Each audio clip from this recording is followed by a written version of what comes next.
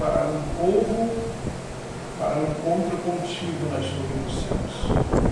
Por nós mesmos não temos condições, mas o Espírito Santo, o Senhor Espírito Santo, Ele é poderoso para nos moldar e colocar sobre o nosso caráter a tua imagem, o teu caráter, para que possamos estar, Senhor, em comunhão contigo e encontrar contigo nas nuvens dos céus para a tua redenção. Fica conosco, ao abrir tua palavra agora, fala conosco, fala por meio da minha boca, por meio da audição de meus irmãos, que nós possamos ter um encontro com a tua verdade. É o que nós te oramos, em teu nome, Jesus, hoje e sempre.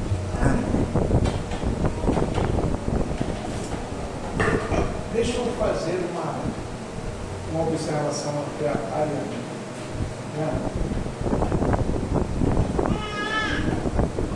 A igreja falou assim, amém. Você veio para a Assembleia para cá. Mas esse amém que a igreja falou, a igreja não tem ideia do que falou. Mas vou te dizer no fundo do coração.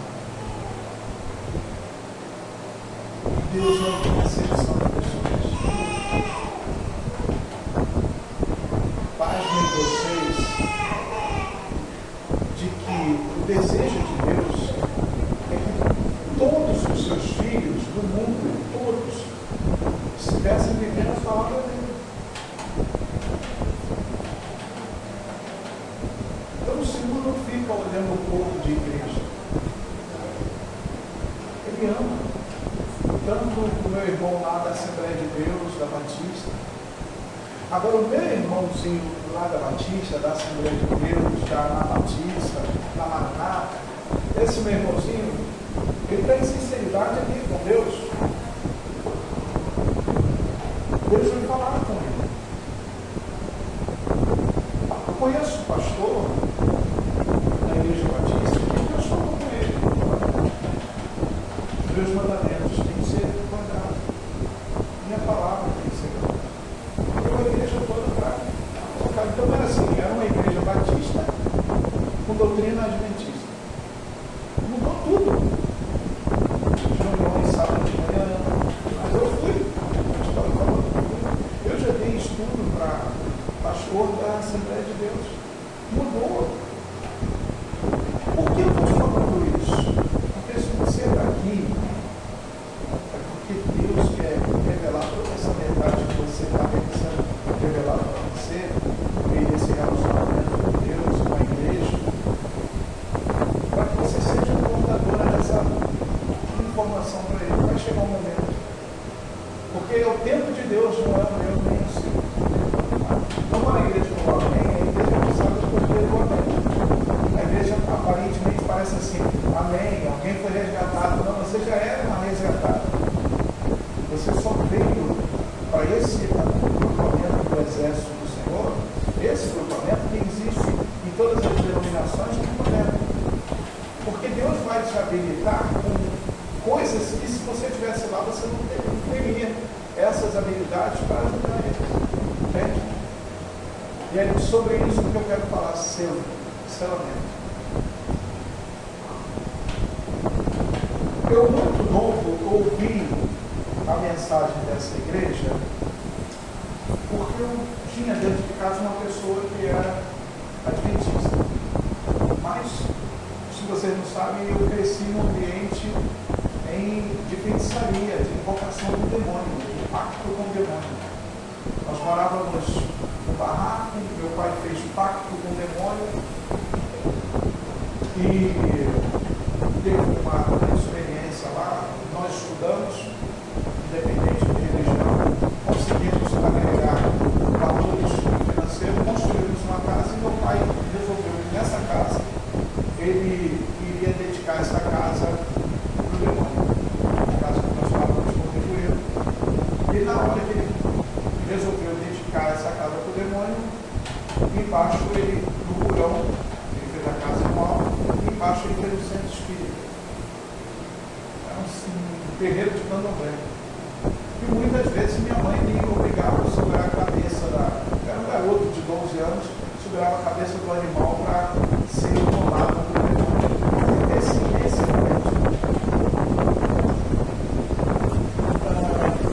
Mas eu vi a minha irmã sobre o que eu construí, Deus, meu irmão se tornou adventista. Me deu uma Bíblia, meu pai pegou um dia aquela Bíblia e fechou com a pequenininha. Eu lembro que meu pai, no café da manhã, falou: eu não quero que leia isso aqui em casa. Jogou a Bíblia lá para o Cristo, eu era um adolescente, eu peguei a Bíblia depois, estudei, deixei escondido, encontrado.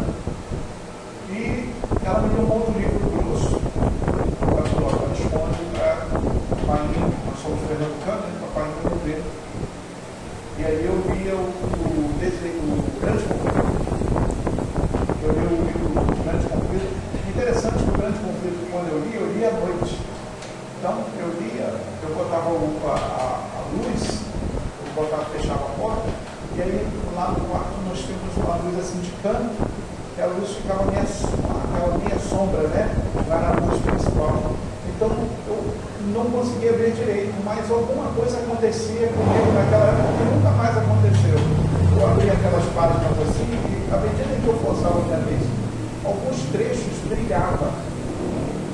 E aí eu entendia aquilo que estava querendo dizer, e hoje eu não saí da minha mente. Então eu consegui ver o Grande Conflito todo. E eu comecei a ter esse contato com a igreja por meio do Grande Conflito e por meio da minha irmã. Mas meus primeiros contatos com Jesus foi a minha própria mãe. Uma mãe de santo que sentava no dia de domingo, uma cadeira de balanço, e aí falava que um dia Jesus, um homem chamado Jesus de Nazaré, ele fazia bem aos outros. Ele falava assim: um dia eu queria conhecer Jesus. Ela contava as histórias. Né? Hoje a minha mãe ela tem Alzheimer, mas antes dela ser vítima do Alzheimer, uma hoje do Espírito Santo, uma das minhas irmãs, a gente, como filhos, nós ajudamos esse tratamento dela. Eu não sou um filho muito chegado a minha parentela, mas eu sempre estou contribuindo financeiramente com todos. Mas a minha mãe tomou uma decisão e se tornou adventista, desceu as águas lá de mar depois da morte do meu pai. Meu pai morreu de câncer, próstata, e na noite que ele ia morrer, ele estava descansando. Ele chamou a minha irmã, que é uma outra irmã também que se tornou adventista, e falou: Sueli, chegou perto lá no meio dele e falou: olha, diz para todo mundo que eu aceitei Jesus como Deus Salvador. Isso ali às 10 horas da noite, me ligou, que maravilha, Deus seja louvado. Quando ela falou isso para mim, 10 horas da noite, eu já esperava que na madrugada ele ia descansar. E aí o Espírito Santo fez a obra do Pai. Bom,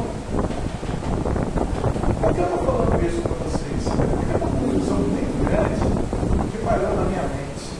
Selo de Deus. Eu aprendi lá na minha adolescência e passou toda a minha juventude. Ficou na minha mente que o selo de Deus, e muita gente fala que é o sábado. Mas depois eu comecei a descobrir que tinha uma função de religião que falava de Jesus.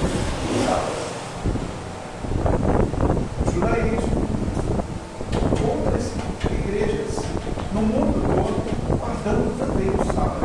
Eu fiquei pensando: como eles falam que o sábado é o selo de Deus? Que coerência é essa? Será que é apenas a igreja que guarda o sábado que vai receber o selo de Deus? É isso. Eu comecei a perceber que, por exemplo, a própria Ellen White dizia assim: Deus tem em todas as corporações religiosas sinceros cristãos. E aí depois comecei a estudar os reformadores. Eu tive uma experiência com o Espírito Santo à medida que eu via que havia um método igual para todos. Wesley, Jonathan Edwards, Moody, todos eles viveram em épocas diferentes, mas tinha um método que eram os 3 métodos. Creio que o Espírito Santo estava ali, né? Confiança, ser forte e confiante e não desistir nunca, e confissão de pecados. Eu comecei a ver que isso era, independente de religião, eles eram consensos, cheios da presença de Deus e mudavam a história das pessoas. E eles eram de outras denominações. E aí o Espírito de Profecia dando pauta para mim e falando assim, olha, tem servos de Deus em todas as... Poxa, tem alguma questão aí. Vou estudar um pouco sobre a palavra de Deus, sobre essa questão do selo de Deus. Eu quero te convidar para você ler um único texto que relaciona tudo que eu falei, vai resolver esse questionamento. Tudo bem? Vamos lá? Então nós vamos ler em Efésios, livro aos Efésios, capítulo 1.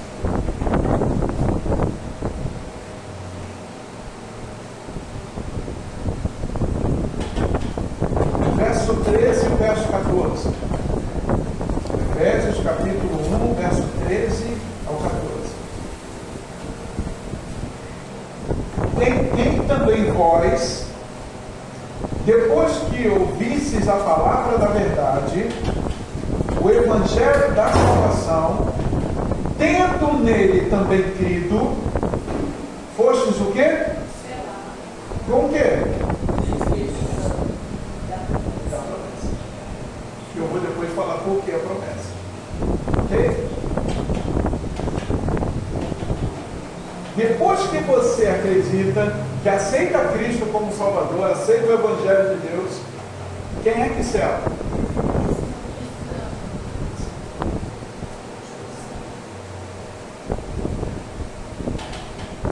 Então a gente tem que valorizar essa música. Isso que eu vivenciei essa tarde com vocês aqui, tem que ser lá para fora também, uma experiência de vida. Não é só quando nós estamos congregados, quando estamos congregados, amém. Mas a sua experiência de vida, valorizar a presença do Espírito Santo, porque é Ele que nos sela para a redenção eterna. Porque Ele é a promessa de Deus para o céu.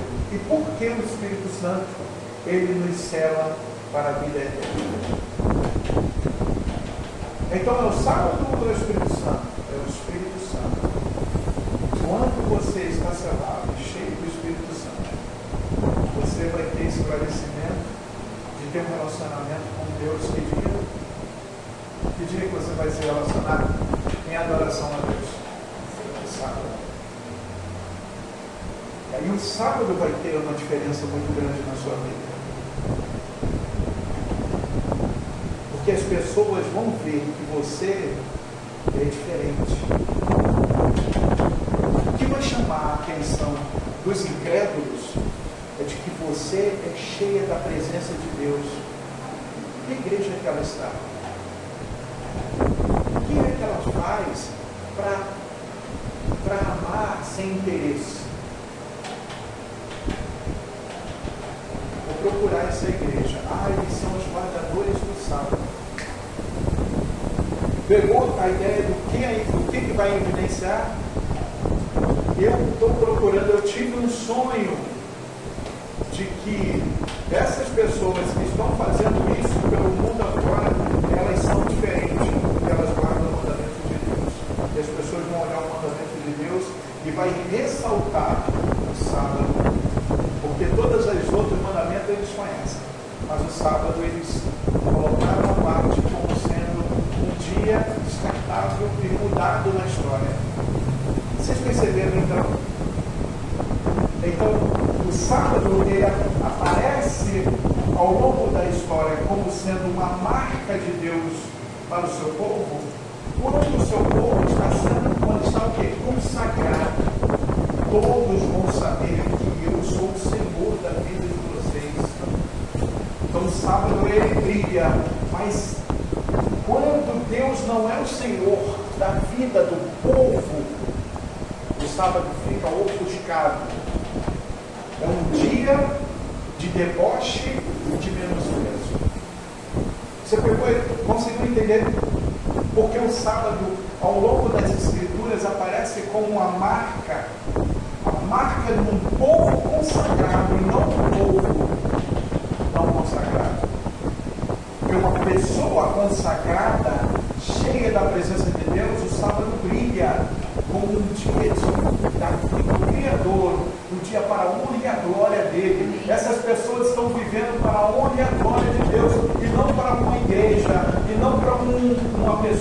achou, essas pessoas estão exaltando o nome de Deus, estão seladas com o Espírito da promessa.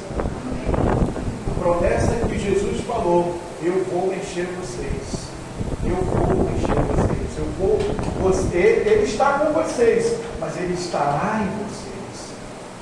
João capítulo 14, como nós vimos. Então, é importante a gente fazer essa desassociar.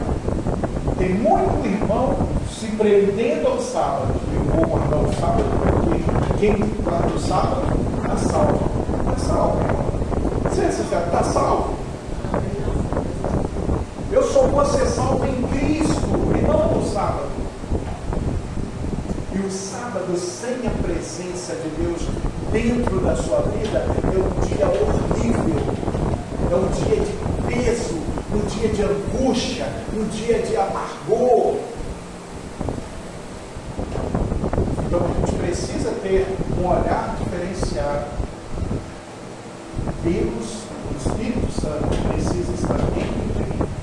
Eu preciso louvar e adorar a Deus nesse dia sabático, nesse dia de louvor. Agora você percebeu uma coisa estranha? E eu quero que vocês me ajudem. E essa é uma questão que não precisa nem Bíblia. Eu quero que vocês me ajudem. Me ajuda.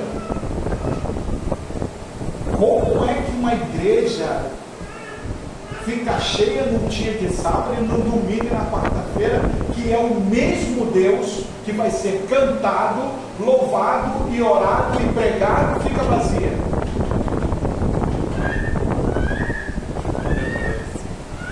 Bom, se a igreja fica cheia no sábado e fica vazia no domingo e na quarta-feira, essa igreja, na verdade, é para desonra de Deus. Porque nós não temos ali cristãos, nós temos religiosos. Pessoas religiosas que guardam o dia sabático. E não cristãos. Porque nós, como cristãos, temos um compromisso com Deus aonde ele é invocado. Agora, se Deus é segundo plano em nossa vida, então tudo bem. E eu não estou falando de você, quando você tem um compromisso com uma família, e fala: irmãos, domingo eu não vou poder porque eu tenho um compromisso com a família. Irmãos, quarta-feira não dá para mim vir ao culto porque eu chego tarde, eu tenho o meu trabalho. Mas eu estou em espírito de oração com vocês. É outra coisa do que você ficar sentado em casa, do que você cruzar os braços. E você não precisa ser sincero com a igreja, não. Seja sincero com você mesmo. Veja se uma pessoa que vai estar cheia do Espírito Santo vive isso. Seja sincero com você mesmo. Olha para você na sua mais intimidade com Deus e olha para você e pede para Deus te mostrar isso. Não é preciso ninguém aqui do público dizer isso, porque parece que a gente está fazendo campanha da igreja cheia. Não. A questão toda é quem está dentro. Quem é que está dentro? Porque a Bíblia está dizendo aqui que nós fomos selados com o Espírito da promessa. Mas depois que acreditamos, tivemos fé e aceitamos o Evangelho de Cristo. Mas me parece que a gente está vivendo uma outra realidade. Porque você chega nas nossas igrejas e a realidade está sendo: nós valorizamos o sábado e desprezamos o culto de Deus no domingo e na quarta-feira. Então, Deus não é plano 1 em nossa vida. Se não é plano 1, o Espírito Santo. Nem minha roupa é. Porque nós estamos vestidos de religião. Aí o nosso tema sai de Efésios 1:13 e vai para João 3. Nicodemos, eu vou te dizer uma coisa: se tu não for nascido de novo, você não vai ver o reino do céu. Ah, mas eu sou líder de Israel. Eu sou um cara que sou professor dos professores. Nicodemos, você está perdido. Você precisa passar pelo novo nascimento. E essa é a questão tônica dessa igreja que eu e você estamos inseridos, da qual eu sou uma dessas peças. Nós precisamos uma realidade, um senso de realidade de que o nosso cristianismo é uma vergonha para Cristo. E uma outra coisa é olhar os outros como sendo inferior. Uma pessoa que confessa seus pecados nunca vai olhar os outros como inferior. Ela sempre vai olhar ela como inferior. E eu estou falando os outros, eu estou falando o padre, eu estou falando o pastor, eu estou falando o pai de santo. Você nunca vai se sentir melhor do que eles, porque você está diante de teus pecados todos os dias confessando, lavando no sangue do Cordeiro. Então, quando você se curva lá, você tem perspectiva de vida para todo mundo. Você acredita, se eu estou aqui, se eu estou confessando os meus pecados, se Ele está me perdoando, Ele pode mudar a vida daquela outra pessoa, Ele pode mudar a história daquela igreja, Ele pode mudar aquele padre, aquele pastor, Ele pode falar com qualquer um, porque Ele é poderoso, que aonde transbordou o pecado, superabundou a graça de Deus. É viver isso. É viver isso. Nós precisamos mudar a nossa forma de pensar em relação ao batismo do Espírito Santo. Quando o Espírito Santo vem sobre a igreja, não é para ele te servir. Deus não vai te servir. Deus não vai fazer a sua vontade. É você que tem que fazer a vontade dele. Você vê que ali no vídeo, eles começaram a falar do poder da salvação de Cristo, sem o domínio de si próprio. Então, quando você entra nesse nível de experiência com Deus, é Deus que dita e não você. Então Ele te leva para um lugar que você não quer. Ele vai te levar para você pedir perdão a quem te maltratou. A quem te perseguiu, você vai pedir perdão, e você não sabe por que está pedindo perdão, mas é Ele que vai falar, você precisa fazer isso para eu salvar essa pessoa. Ela não vai ser alcançada de outra forma.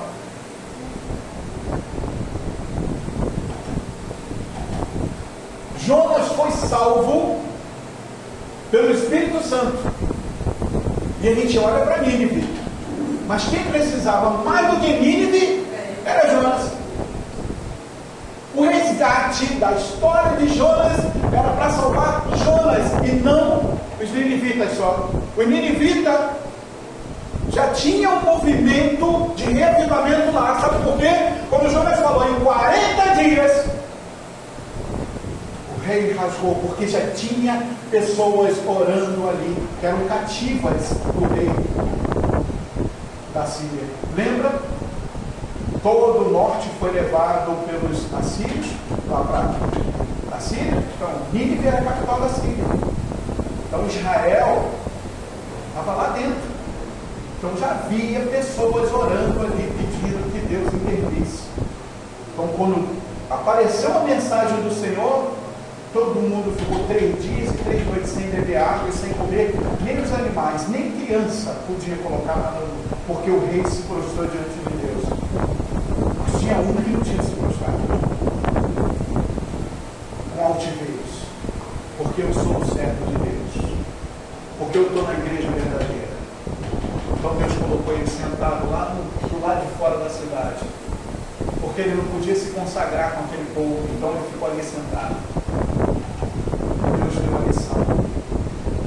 Olha, Jonas, você tem que mudar a sua forma de viver o mundo.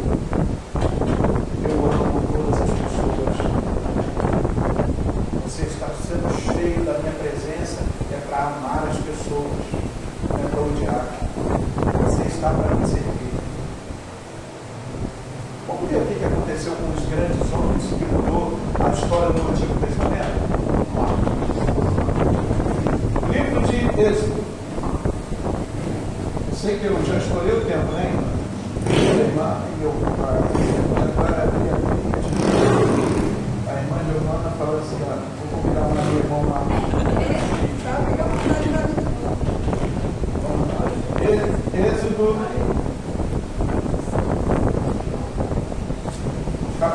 3.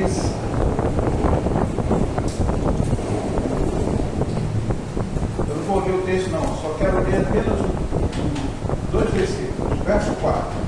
Vendo o Senhor que ele se voltava para Pedro, Deus, o rei da sarça, o chamou e disse: Moisés, Moisés. E ele respondeu: Eis-me aqui. Então, qual é a cena? Moisés foi procurar um animal que perdeu, que estava no alto do Horebe. Quando chegou lá no alto do Monte Horebe, uma pequena árvore pegando fogo, o Espírito Santo fazendo a obra. Agora, uma voz sai do meio da sarça ardente: Moisés, Moisés. Nós já temos aí a imagem. Presta atenção no verso 5.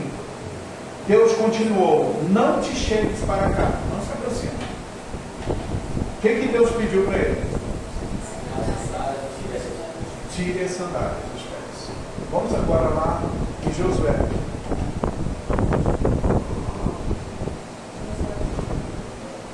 Vou te dizer o capítulo aqui.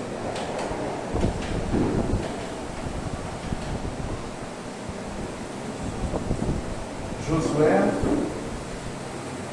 capítulo de número 5.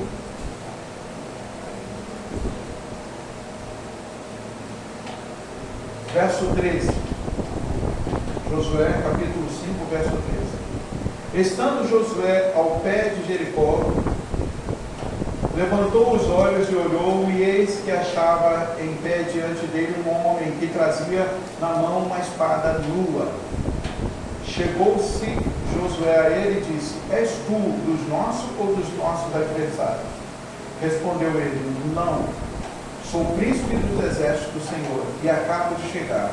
Então Josué se prostrou com o rosto em terra e o adorou e disse: que diz o meu senhor a seu servo?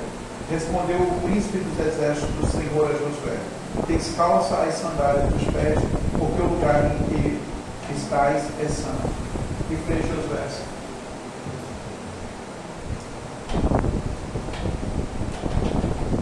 Percebeu que Josué estava em território de Canaã, no Horebe, Moisés. Qual foi a ordem de Deus antes de começar a conversar? Tira as sandálias. Por quê? O lugar é santo. Então agora vamos. Aonde Deus entra? Lembra do caminho que ele chamou? O caminho que Deus chamou é santo ou não é? Sim ou não? Sim. É um caminho de bênção. Deus nos chamou para a derrota. Deus nos chamou para a infelicidade. Deus nos chamou para a vitória, para a bênção. Agora, tem um pequeno detalhe. E qual é o detalhe? Quando um escravo, ele ganhava a liberdade do seu senhor, ele ganhava um presente. Ele recebia uma carta e um par de sandálias. Um escravo, antigamente, ele andava descalço. Na casa do seu senhor, todo mundo calçava sandália. Ele, inclusive, abaixava, se curvava para lavar os pés. Lembra de Jesus? O escravo, ele era a profissão do escravo, do mais humilde escravo, lavar os pés do seu senhor, tirar a sandália, ele tirava a sandália do seu senhor e lavava os pés. Mas ele mesmo estava com o pé sujo, porque ele andava descalço. O escravo não tinha sandálias. E agora esses homens se apresentam diante de Deus, e Deus, a primeira coisa que falou: para. Antes da gente começar a conversar, o que você tem que fazer? Me dar as sandálias. Porque aqui nesse caminho só existe um Senhor, o restante tudo é escravo. Você está aqui para me servir. Você não está aqui para ser Senhor. Pode tirar a sandália. Entendeu? Quando você aceitou Jesus, você aceitou, não é para dizer assim, eu sei o que eu... Não sabe nada. A tua opinião não vale de nada nesse caminho. Você pode até ter sua opinião, mas vai colher consequência. Você tem que ter a humildade de tirar essa sandália. Fala, Senhor, porque o teu servo ouve. E quando você vê a tradução no hebraico, servo, fala, Senhor, porque o teu escravo ouve. O que queres, porque o teu escravo está aqui para te servir. E aí Deus fala, agora está na minha mão. Agora sou eu que controlo. Agora sim, agora ele está preparado para desfrutar das vitórias. Porque quando desfruta das vitórias, ele nunca vai dizer assim, fui eu que consegui. Ele vai sempre dizer o quê? Eu só fiz aquilo que ele mandou. Vocês entenderam agora? Os discípulos de Cristo tinham que entender isso. E eles passaram 10 dias tirando as sandálias. Leva tempo para tirar as sandálias? Leva. De coração arrogante? Nossa, leva. Tem gente que leva a vida toda. Porque você diz que serve, mas não serve.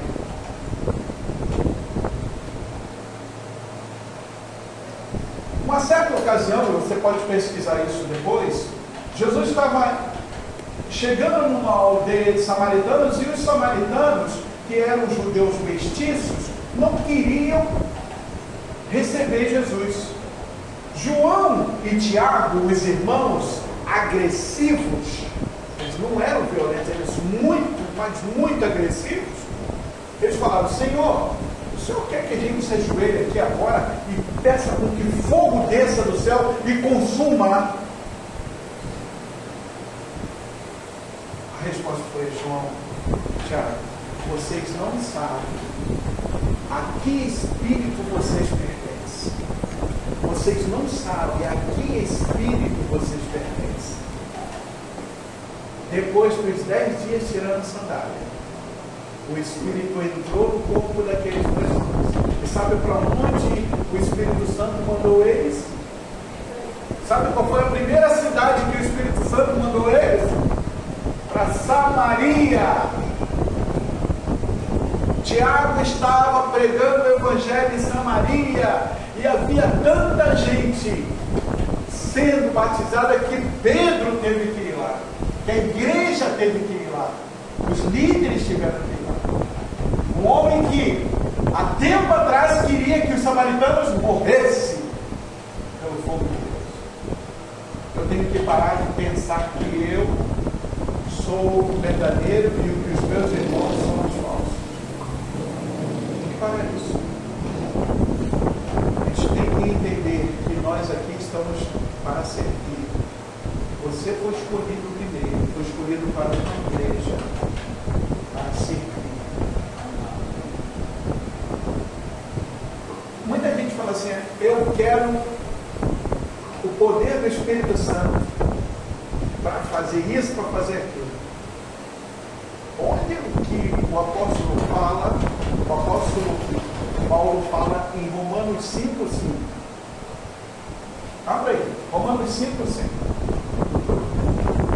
Quando você é batizado pelo Espírito Santo, olha o que enche a sua vida. O que o seu coração e a sua vida enche? Enche de quê? Romanos 5:5. Alguém pode ler aí, ó? Olha, a esperança não nos deixa decepcionados, porque o amor de Deus é derramado em nosso coração pelo Espírito Santo que nos foi dado.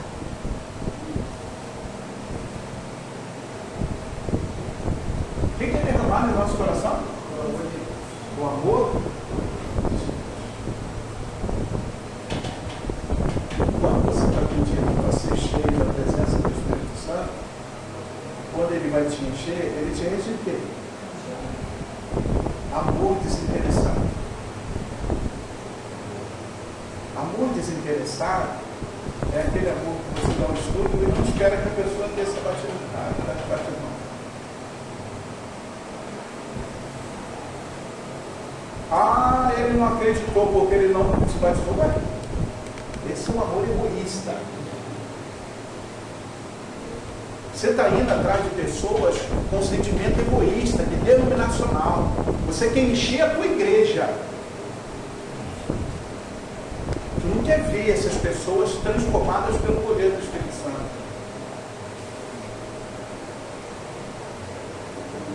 Você quer evangelizar o mundo para ganhar pontinho?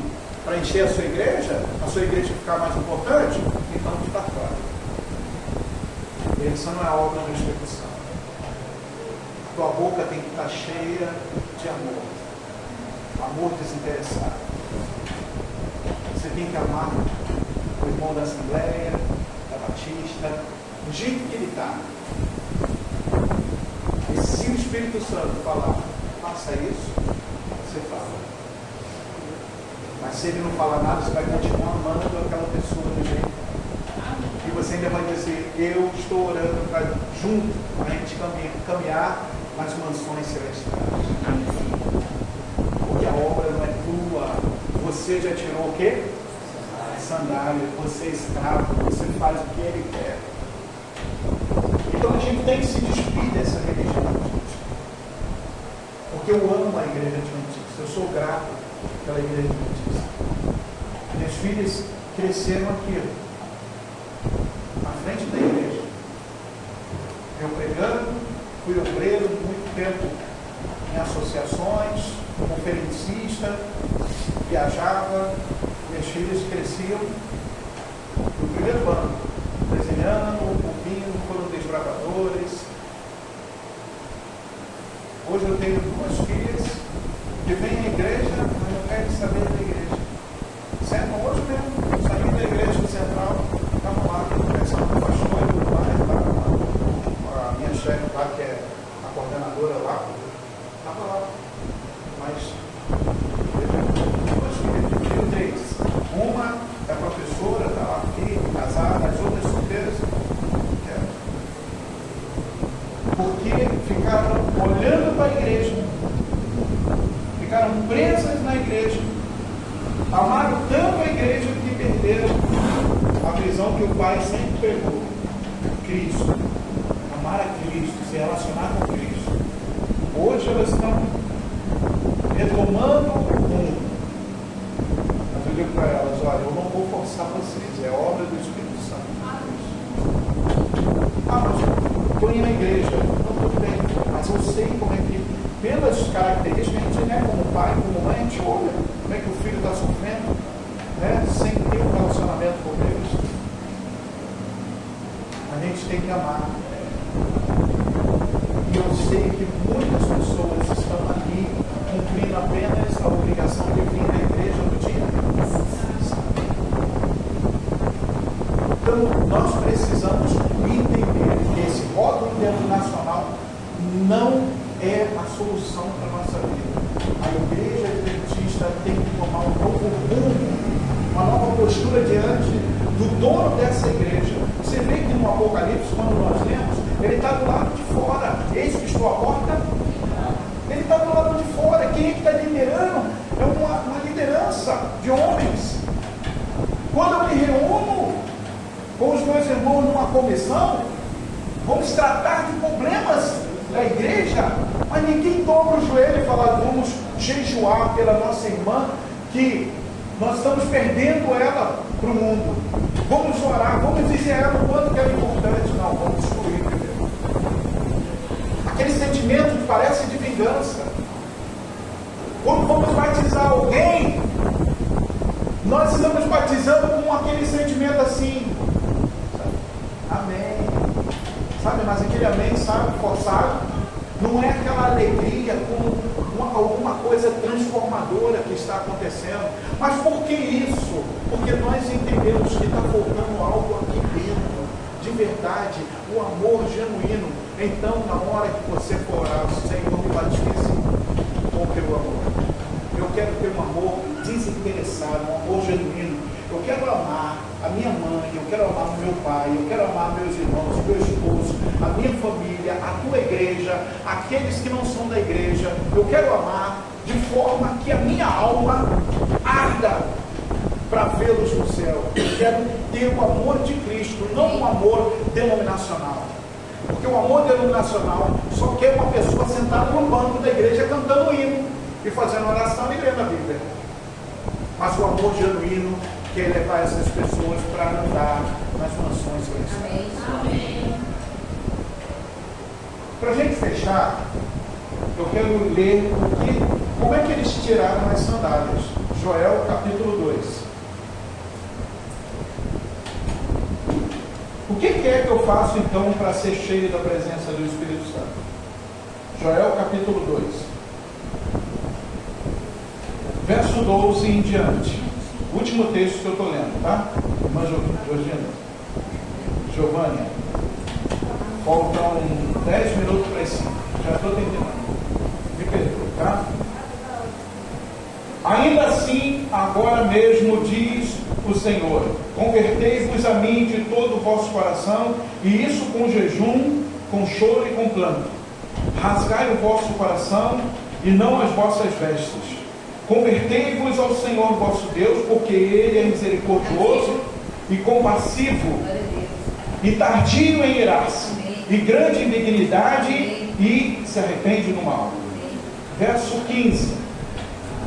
Tocai a trombeta em Sião, promulgai um santo jejum, proclamai uma assembléia solene, congregai o povo, santificai a congregação, juntai os anciões, reuni as crianças de colo, as que mamam, os filhinhos.